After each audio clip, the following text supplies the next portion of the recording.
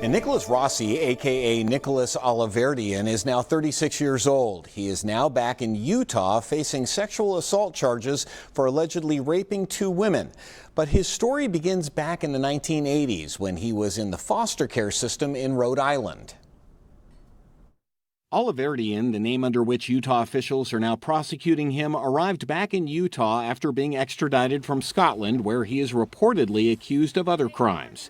His saga begins in Utah in the mid-2000s. He was charged with raping two women. He's a pathetic character, and I wouldn't want to be in his shoes.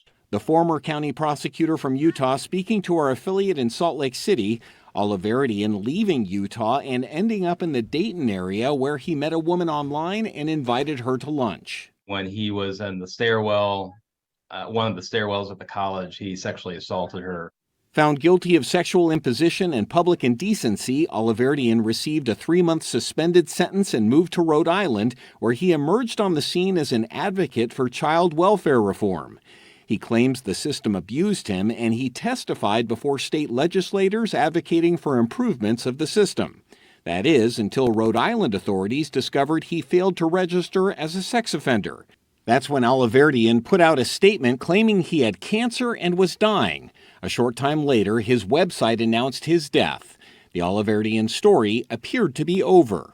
That's when a federal indictment shows that he ended up in Scotland, attempting to evade prosecution in the U.S.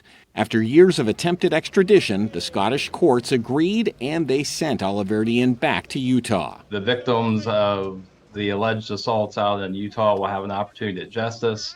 I feel like our own victims will have a sense of continued justice for the person that has assaulted them or treated them poorly.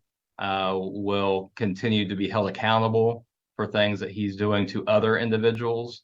And so I am glad that he's back.